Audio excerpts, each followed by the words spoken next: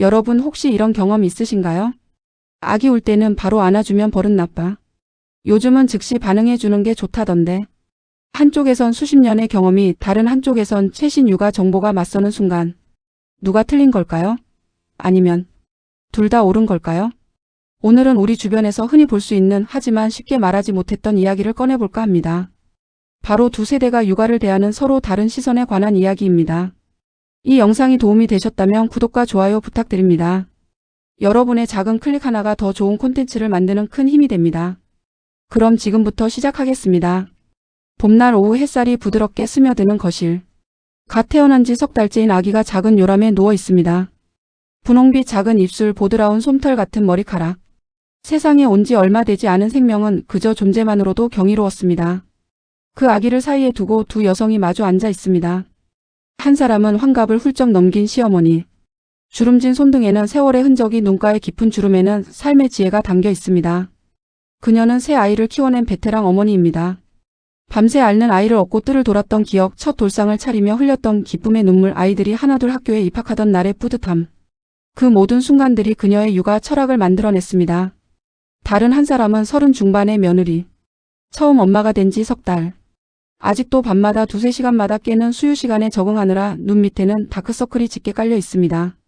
스마트폰에는 육아 앱이 가득하고 침대 맡에는 육아서 3권이 쌓여 있습니다. 매일 밤 아기가 잠든 후 그녀는 인터넷을 뒤지며 올바른 육아법을 찾아 헤맵니다. 두 사람 모두 같은 것을 바라봅니다. 바로 그 작은 생명. 하지만 그들이 보는 방식은, 믿는 방법은 조금씩 달랐습니다. 으앙으앙. 갑자기 아기가 울음을 터뜨립니다. 처음에는 작은 칭얼거림이었지만 곧 방 안을 가득 채우는 울음소리로 커져갑니다. 며느리는 반사적으로 몸을 일으키려 합니다. 하지만 시어머니가 먼저 입을 엽니다. 아이고 또 우네. 그냥 좀 두렴. 아기는 원래 우는 거야. 좀 울려야 폐활량도 좋아지고 튼튼하게 크는 거야. 시어머니의 목소리는 확신에 차 있습니다. 그녀가 아이들을 키우던 시절 주변의 모든 어른들이 그렇게 말했습니다. 울음은 아기의 운동이다. 조금 울려도 괜찮다. 너무 빨리 안아주면 버릇이 나빠진다. 그렇게 믿고 키웠고 그녀의 세 아이는 모두 건강하게 자라 각자의 자리에서 잘 살고 있습니다. 그러니 그 방법이 틀릴 리 없다고 그녀는 믿습니다. 하지만 며느리의 표정이 미묘하게 굳어집니다. 손에 들고 있던 물컵을 내려놓으며 그녀는 조심스럽게 입을 엽니다. 어머니, 요즘은 아기가 울면 바로 반응해 주는 게 좋다고 해요. 그래야 아이가 정서적으로 안정감을 느낀대요. 울음을 방치하면 오히려 불안감이 커진다고. 그녀의 목소리는 부드럽지만 단호합니다. 며느리는 지난주에 읽은 육아서의 한 구절을 떠올립니다. 영아기 울음에 대한 즉각적 반응은 애착 형성에 결정적 역할을 한다. 소아정신과 전문의가 쓴 책이었습니다. 또 다른 연구 논문에서는 생후 6개월 이전의 아기는 울음으로만 자신의 욕구를 표현할 수 있으며 이에 대한 양육자의 민감한 반응이 평생의 정서 발달에 영향을 미친다고 했습니다. 시어머니의 눈빛이 살짝 흔들립니다. 요즘은 다 그렇게 말한다지? 예전에는 안 그랬는데. 나도 그렇게 키웠고 우리 애들 멀쩡하게 다 컸는데. 목소리 끝이 살짝 떨립니다. 그것은 방어도 고집도 아닙니다. 그저 자신이 평생 믿어왔던 방식이 틀렸다고 말하는 것처럼 느껴지는 서운함입니다. 그녀가 밤을 새워가며 아이들을 돌봤던 그 시간들이, 온 정성을 다해 키워낸 그 세월들이 부정당하는 것 같은 기분입니다. 며느리도 그 마음을 모르는 것은 아닙니다. 하지만 아기의 울음소리가 점점 더 커지고 그녀의 가슴도 덩달아 조여옵니다. 어머니, 제가 한번 안아볼게요. 며느리가 조심스럽게 아기를 안아 올립니다. 작고 따뜻한 몸이 그녀의 품에 안기자 울음이 조금씩 잦아듭니다. 아기는 엄마의 심장 소리를 들으며 점차 진정됩니다. 시어머니는 그 모습을 지켜보며 입술을 지그시 다뭅니다. 마음 한편으로는 역시 엄마 품이 최고지 하는 생각과 동시에 내 방식은 이제 통하지 않는 건가 하는 씁쓸함이 교차합니다. 방 안에 잠깐의 침묵이 흐릅니다. 어색하지만 그렇다고 불편하지만은 않은 침묵. 두 사람 모두 같은 생각을 합니다. 어떻게 하면 이 아이를 더 잘 키울 수 있을까? 목표는 같은데 길이 달라 보이는 이 순간을 어떻게 헤쳐나가야 할까요? 육아만큼 시대를 반영하는 것도 드뭅니다. 1970-80년대 시어머니가 아이를 키우던 그 시절을 떠올려 볼까요? 당신은 많이 먹이고 튼튼하게 키우는 것이 최우선이었습니다. 배고픔을 겪었던 세대가 부모가 되면서 아이에게 배불리 먹이는 것 자체가 사랑의 표현이었습니다. 우유 많이 먹여야 살도 찌고 튼튼해. 분유 타서 실컷 먹여. 당시 분유는 과학의 힘으로 여겨졌습니다. 영양이 골고루 들어있다는 광고 문구가 TV를 도배했고 많은 어머니들이 아기에게 분유를 듬뿍듬뿍 먹였습니다. 아기가 배불러하며 토하는 것도 잘 먹어서라고 생각했습니다. 살이 포동포동하게 오른 아기를 보면 동네 어른들이 어머애 키우는 솜씨 좋네 하고 칭찬했습니다. 울음에 대한 대처도 지금과는 달랐습니다. 아기는 울어야 해. 그게 운동이야. 너무 빨리 안아주면 버릇 나빠서 나중에 못 써. 이것은 단순히 무관심이 아니었습니다. 당시의 육아 환경을 생각해 봐야 합니다. 대가족 문화 속에서 한 집에 아이가 서너 명씩 있었고 어머니들은 집안일, 농사일, 가게일까지 동시에 해야 했습니다. 아기가 울 때마다 바로 달려갈 수 있는 환경이 아니었습니다. 그러니 조금 울어도 괜찮다는 믿음은 어쩌면 그 시대를 살아내기 위한 지혜이기도 했습니다. 그리고 그 방식으로 자란 아이들은 대부분 건강하게 성장했습니다. 시어머니의 세 자녀처럼 그들은 학교를 졸업하고 직장을 다니고 가정을 꾸렸습니다. 그러니 시어머니가 우리 때는 그렇게 해도 다 잘 컸어라고 말하는 것은 거짓이 아닙니다. 실제로 그랬으니까요. 하지만 시간이 흘렀습니다. 2020년대 며느리가 아이를 키우는 지금은 완전히 다른 세상입니다. 스마트폰을 켜면 수천 개의 육아 정보가 쏟아집니다. 소아과 전문의 발달심리학자, 영양학자들이 쓴 책과 논문들이 클릭 한 번이면 손안에 들어옵니다. 유튜브에는 실시간으로 육아 강의가 올라오고 육아 커뮤니티에서는 엄마들이 밤낮 없이 정보를 교환합니다. 생후 6개월까지는 수유량을 정확히 지켜야 해요. 과잉 수유는 비만의 원인이 될 수 있대요. 아기 울음에는 즉시 반응해야 애착이 형성돼요. 방치하면 불안 애착으로 이어질 수 있다고. 질 좋은 수면이 뇌 발달에 직접적 영향을 미친대요. 수면 교육이 정말 중요해요. 며느리는 매일 밤 이런 정보들을 읽으며 최선의 선택을 고민합니다. 전문가들이 말하는 과학적 근거, 통계, 연구 결과들. 그것들은 설득력이 있습니다. 실제로 현대 소아의학과 발달심리학은 엄청난 발전을 이뤘습니다.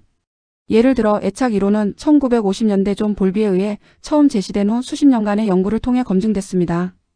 영아기에 형성된 애착 유형이 평생에 걸쳐 대인관계와 정서 조절에 영향을 미친다는 것이 과학적으로 입증됐습니다. 또 영양학 연구들은 과잉 수유가 영아기 비만으로 이어지고 이것이 평생의 건강 문제로 발전할 수 있다는 것을 보여줍니다. 그러니 며느리가 과학적으로 검증된 방법을 따르려는 것도 틀린 것이 아닙니다. 하지만 여기서 흥미로운 질문이 생깁니다. 과거의 방식으로 자란 아이들도 대부분 건강하게 컸는데 왜 지금은 방식을 바꿔야 할까요?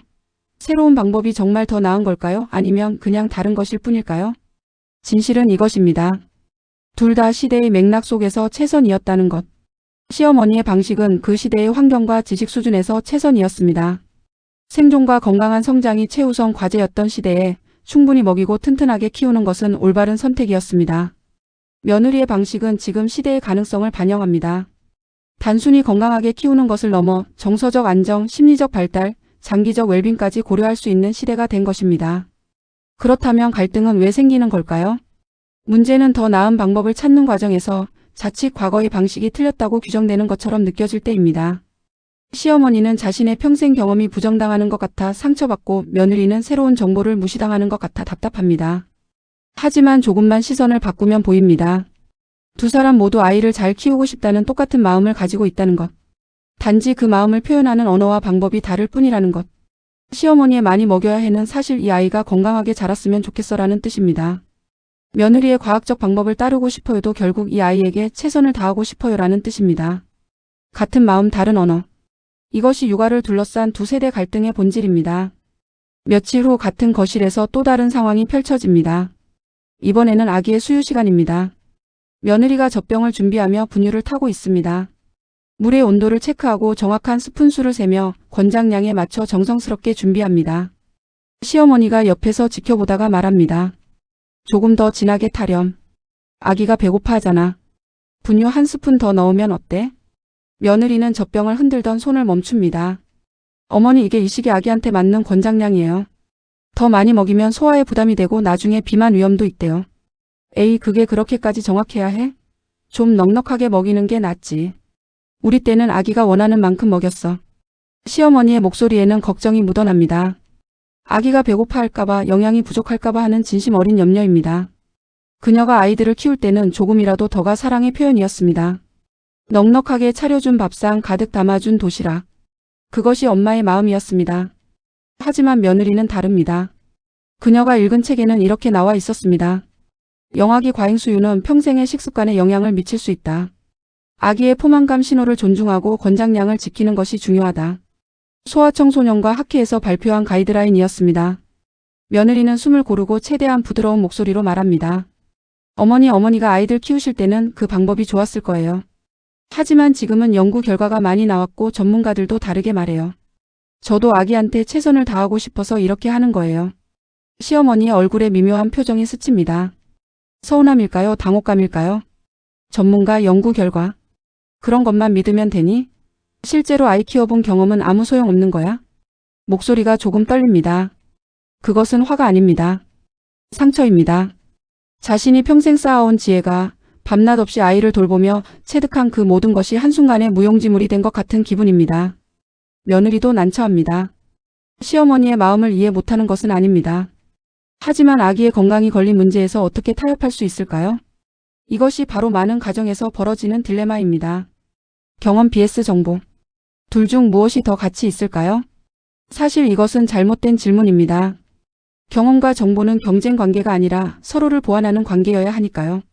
시어머니의 경험에는 책에 나오지 않는 지혜가 담겨 있습니다. 아기가 배앓이를 할 때 배를 살살 문질러주는 손길의 강도. 밤에 잠투정할 때 토닥이는 리듬. 울음소리만 들어도 배고픔인지 졸린 것인지 아픈 것인지 구분할 수 있는 직관. 이것들은 육아서에 나오지 않습니다. 오직 직접 키워본 사람만이 아는 몸의 기억입니다. 실제로 많은 연구들이 할머니의 육아 참여가 긍정적 효과가 있다고 말합니다. 경험 많은 양육자의 존재는 초보 엄마의 불안감을 낮추고 실질적 도움을 제공합니다. 아기에게도 안정적인 애착 대상이 늘어나는 것은 좋은 일입니다. 하지만 동시에 며느리가 찾은 정보들도 무시할 수 없습니다. 현대의학과 심리학은 과거에 몰랐던 많은 것들을 밝혀냈습니다. 영아 돌연사 증후군 예방을 위한 수면 자세, 알레르기 예방을 위한 이유식 시작 시기, 뇌 발달을 돕는 자극의 적절한 수준. 이런 정보들은 실제로 아기의 안정과 건강을 지키는 데 도움이 됩니다. 그렇다면 해답은 무엇일까요? 둘 사이의 균형입니다. 경험의 지혜를 존중하되 검증된 정보로 보완하는 것. 새로운 정보를 받아들이되 경험에서 우러나온 직관도 신뢰하는 것. 예를 들어 아기가 울 때 어떻게 해야 할까요? 며느리의 정보 즉시 반응하여 안정감을 주는 것이 중요하다. 시어머니의 경험하지만 모든 울음에 항상 즉시 달려가면 엄마도 지치고 아기도 스스로 진정하는 법을 못 배운다. 이 둘을 합치면 아기가 울면 일단 반응한다 정보. 하지만 상황을 보며 유연하게 대처한다 경험. 배고프거나 불편해서 우는 것이면 즉시 해결해주고 잠투정이나 가벼운 보채미면 잠시 지켜보다가 필요하면 달래준다. 둘 다 옳습니다. 정답은 아니면 아니다가 아니라 그리고입니다. 이런 관점에서 보면 시어머니와 며느리는 갈등하는 것이 아니라 협력할 수 있습니다. 시어머니는 실전 지혜를, 며느리는 최신 정보를 제공하며 함께 그 아기에게 맞는 최선의 방법을 찾아갈 수 있습니다. 중요한 것은 서로의 방식을 존중하는 것입니다. 며느리가 시어머니에게 어머니의 경험도 소중해요. 다만 이것은 요즘 권장하는 방식이에요. 함께 좋은 점을 찾아가요. 시어머니가 며느리에게 요즘 방법도 좋은 것 같구나. 내 경험도 도움이 될 때가 있으니 필요하면 언제든 말하렴. 이렇게 말할 수 있다면 갈등은 협력으로 바뀝니다. 지금까지 이야기를 들어주셔서 감사합니다. 오늘도 행복한 일만 가득하세요.